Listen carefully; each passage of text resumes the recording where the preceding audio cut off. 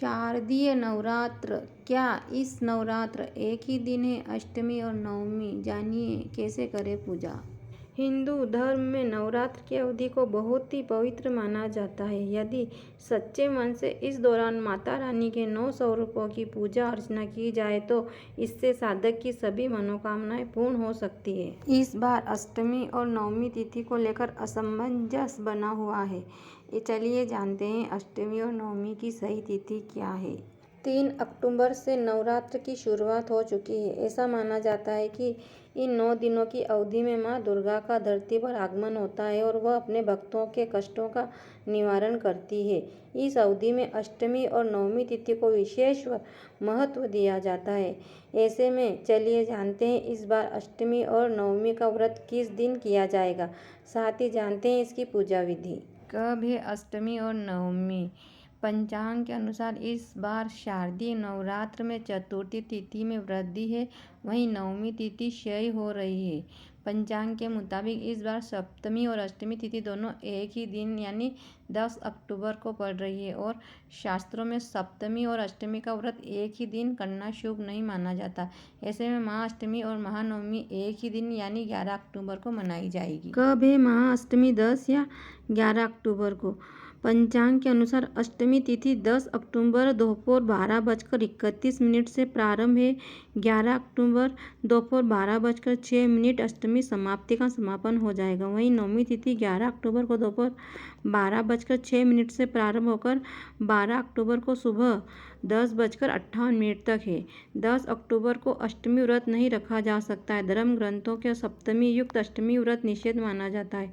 11 अक्टूबर को दोपहर तक अष्टमी तिथि है, जिसके बाद नवमी शुरू हो जाएगी। इस कारण 2024 में अष्टमी व नवमी एक ही दिन पड़ रही है।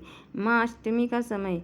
अष्टमी तिथि प्रारंभ 10 अक्टूबर 2024 दोपहर 12:31 से। अष्टमी तिथि समाप्त 11 अक्टूबर 2024 दोपहर 12:06 तक। कन्या पूजन शुभ मुहूर्त 11 अक्टूबर 2024।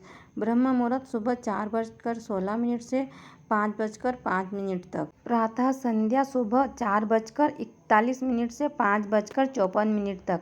अभिजीत मुहूर्त सुबह 11:21 से दोपहर 12:08 तक।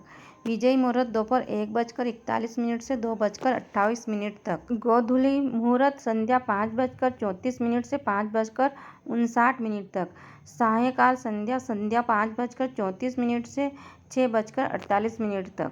महाअष्टमी के अवसर पर छोटे छोटे 9 कलशों को स्थापित कर माता के 9 शक्ति के रूपों का आह्वान किया जाता है। इस दिन माता के सभी 9 रूपों की पूजा की जाती है। महाअष्टमी के अवसर पर कन्या पूजन, कुमारी पूजन की परंपरा है। इस दौरान कुमारी कन्याओं को माँ दुर्गा का साक्षात रूप मानकर नियम पूर्वक उनकी पूजा अर्चना की जाती है। इस अवसर पर कई जगहों को इन कन्याओं को अंग वस्त्र, नगद व भोज्य सामग्री की भी परंपरा है। दूसरी ओर कई जगहों पर नवरात्रि में लगातार 9 दिनों तक कन्याओं का पूजन किया जाता है। ऐसे ज़्यादातर जगहों पर महाअष्टमी के अवसर पर कन्या पूजन की परंपरा है। महाअष्टमी के दिन पौराणिक संधि पूजन की परंपरा है। अष्टमी के दिन के अंतिम 24 मिनट का समय व नवमी के दिन का पहला 24 मिनट का समय को संधि काल के रूप में माना जाता है। नवरात्रि के 9 दिनों में संधि काल सर्वाधिक पवित्र समय होता है। अष्टमी नवमी के दिन हवन में क्या क्या सामग्री लगती है, आइए जानते हैं। इस साल 11 अक्टूबर को महाअष्टमी और महानवमी पड़ रही है। इस दौरान कन्या पूजन से पहले हवन किया जाता है। इससे साधक को पूजा का 2 गुना फल मिलता है। हवन करने के लिए हवन कुंड को तैयार करने से लेकर हवन सामग्री तक कुछ विशेष चीज़ों का हवन में ज़रूर शामिल करना चाहिए। आइए जानते हैं हवन सामग्री के लिए क्या क्या होना चाहिए। हवन के लिए सामग्री। नवमी तिथि में हवन के लिए हवन कुंड, पंचमेवा, जटा, नारियल, गुलर की छाल, चंदन की लकड़ी, कलावा, धूप, गुग्गल, लोबान, शहद, अश्वगंधा, गाय का घी, फूल, मुलेठी की जड़, कपूर, पान का पत्ता, लौंग, इलायची, शक्कर, पीपल का तना, छाल, बेल, नीम, तिल, मखाना, चावल, जायफल, सिंदूर, जौ, आम की लकड़ी, माता की चुनरी इत्यादि शामिल करना चाहिए। कैसे करें हवन? अष्टमी या नवमी तिथि के दिन सुबह सूर्योदय से पहले उठें, स्नान आदि के बाद स्वच्छ कपड़े पहने।